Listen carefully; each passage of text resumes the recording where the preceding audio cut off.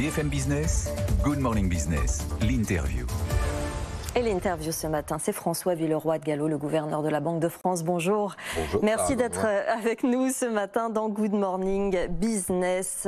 Donc, on va évidemment commenter cette décision, ces annonces de la Banque Centrale Européenne. Christine Lagarde, hier, qui ne renonce finalement pas à ses intentions de sortir progressivement des mesures extraordinaires mises en place il y a plusieurs années. C'est l'inflation qui prime. Elle a écouté les faucons, finalement. Si vous me permettez de réagir tout oui. de suite, je n'ai jamais aimé ces noms d'oiseaux, ces catégories ornithologiques. Je ne suis ni faucon ni colombe, Christine Lagarde non plus. Je crois que nous sommes tous des hommes et des femmes responsables et garants, c'est ça qui est important pour ceux qui nous écoutent, garants de la stabilité des prix, c'est-à-dire d'éviter la spirale inflationniste. Et justement, alors, voilà, la priorité c'était là, c'était de lutter contre cette inflation galopante. Votre réaction, vous réclamiez avant cette réunion de la flexibilité, François Villeroy de Galhau. Alors, je crois qu'il faut d'abord partir de la situation économique dans laquelle on est, qui est effectivement très changée par la guerre en Ukraine. La guerre en Ukraine, c'est d'abord un drame humain. Je veux dire toute ma solidarité et mon admiration pour le peuple ukrainien, mais c'est aussi un choc économique négatif, il faut se dire les choses très directement. Alors beaucoup plus négatif pour la Russie, qui va souffrir des sanctions, mais pour l'Europe, ça signifie plus d'inflation à travers la montée des prix de l'énergie, moins de croissance et surtout beaucoup plus d'incertitude. Peut-être un tout petit élément, si vous me permettez, sur ces incertitudes, parce qu'hier nous avons essayé de les réduire, en tout cas de donner un certain nombre de repères en publiant 3 scénarios. On n'en a pas beaucoup parlé, mais je crois que c'est une des informations très importantes d'hier. On a pris un scénario modéré, un scénario dégradé et puis un scénario sévère, avec des hypothèses différentes parce qu'il y a beaucoup d'incertitudes. Alors on voit les effets négatifs dont je parlais, mais il y a quand même 2 repères de confiance, si j'ose dire, réducteurs d'incertitude que nous donnons hier. C'est que d'abord, dans tous les scénarios, la croissance reste positive en Europe chacune des années. Il n'y a pas de récession. Et le deuxième repère, c'est que l'inflation, après un sommet en 2022, vous le disiez, on doit être entre 5 et 7% d'inflation, mais l'inflation devrait revenir autour de 2%, qui est notre objectif, d'ici 2024. Oui. Je relève au passage, nous regardons bien sûr l'ensemble de la zone euro, mais pour la France, l'inflation tout en étant élevée, on est à un peu plus de 4% en indice européen cette année, mais l'inflation tout en restant élevée est significativement inférieure à la moyenne de la zone euro. Environ 2 points de moins.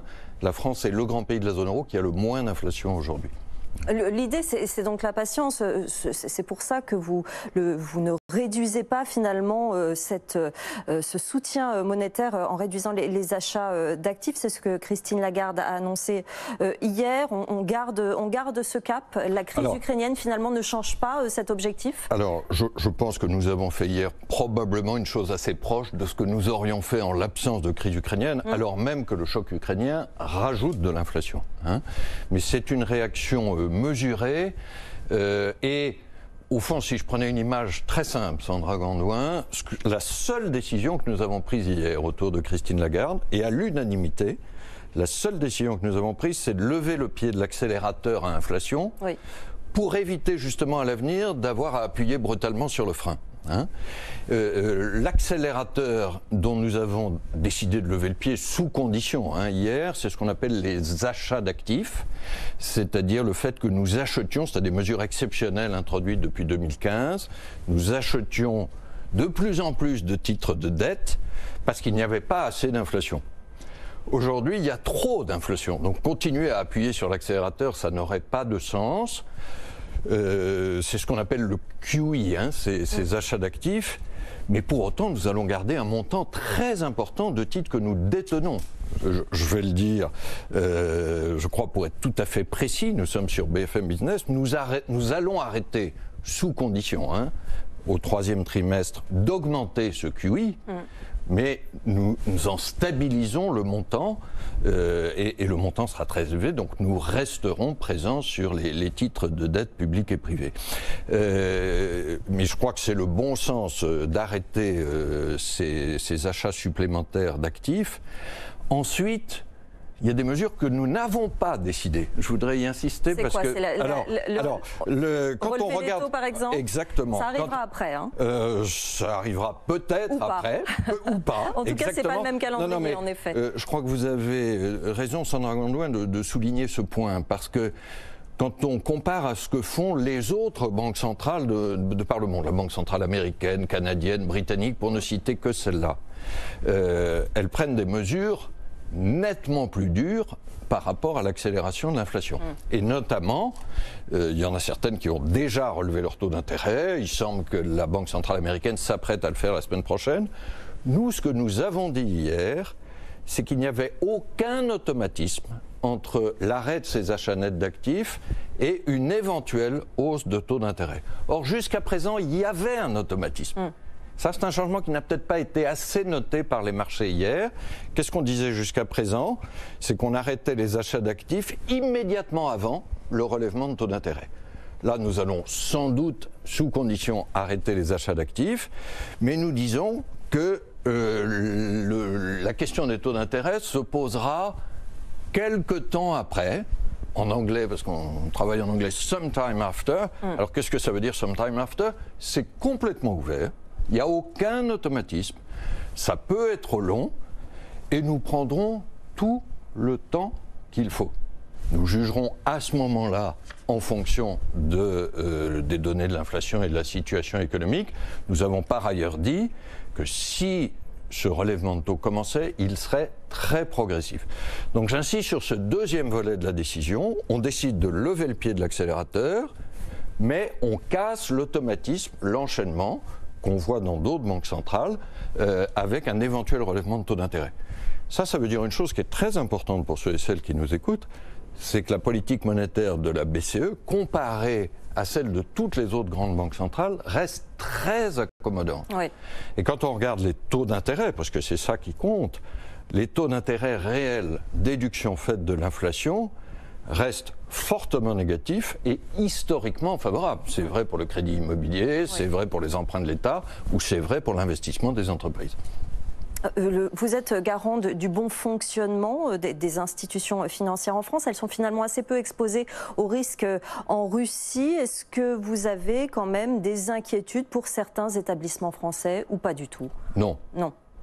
Voilà, la réponse courte, c'est non. Non, même pas Orange, la Société Générale. D'abord, l'ensemble des grandes banques françaises est supervisé de très près par l'ACPR en France, liée à la Banque de France, et puis par l'Union bancaire européenne.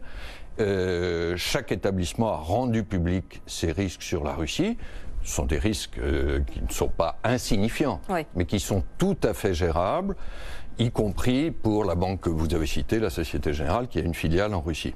Je crois qu'au passage, c'est le résultat de la bonne gestion des banques, mais aussi du renforcement des sécurités financières, des règles que nous avons imposées à la suite de la crise financière, ce qu'on appelle Bâle III.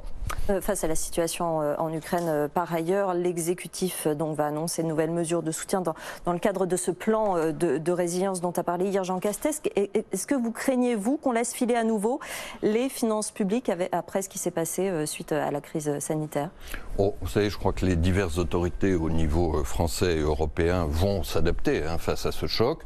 Nous avons dit hier que nous souhaitions qu'il y ait un soutien budgétaire européen. C'est l'enjeu du sommet de Versailles qui se réunit aujourd'hui. Je crois qu'il est important aussi que nous veillons à la bonne réaction de chacun des pays de la zone euro, chacun des 19, face à ce choc. C'est ce que nous appelons dans notre langage éviter la fragmentation. Certains pays risquent d'être touchés plus que d'autres, puis il peut y avoir des tensions sur les fameux spreads, l'écart de taux d'intérêt entre les pays. Nous avions déjà dit au mois de décembre, nous ne l'avons pas redit hier, mais je veux le redire ce matin, que nous ferions ce qu'il faut en termes de flexibilité, c'est le terme que nous employons. Le risque, c'est la fragmentation, la réponse, c'est la flexibilité, c'est-à-dire être prêt si nécessaire, s'il y avait des écartements de taux d'intérêt injustifiés, à agir plus sur les titres de certains pays ou sur certaines classes d'actifs. Nous l'avions dit en décembre, nous le confirmons et nous ferons davantage s'il le faut. Donc ce dispositif de flexibilité accompagne les mesures que nous avons prises hier, c'est-à-dire l'arrêt programmé des achats d'actifs. Merci beaucoup François-Olivier Villeroy de Gallo d'être venu ce matin dans Good Morning Business, gouverneur de la Banque de France.